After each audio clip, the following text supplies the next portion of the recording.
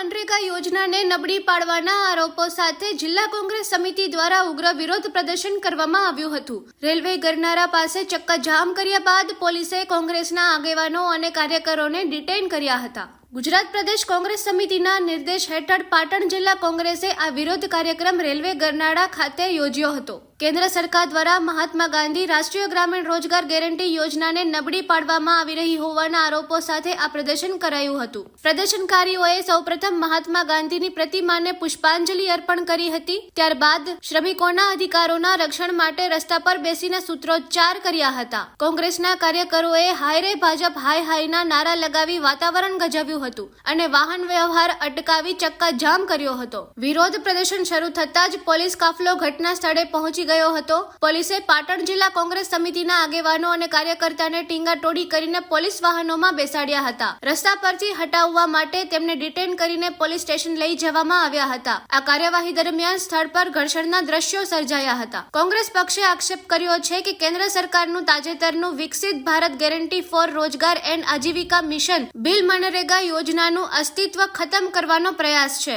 વિપક્ષ આ નવા બિલને મનરેગા નબળી પાડવા અને શ્રમિકોના અધિકારો છીનવાના પ્રયાસ તરીકે જોઈ રહ્યું છે। કોંગ્રેસે મનરેગા અને શ્રમિક અધિકારોના મુદ્દે સરકાર સામે આગામી સમયમાં પણ વિરોધ યથાવત રાખવાની ચીમકી ઉચ્ચારી છે।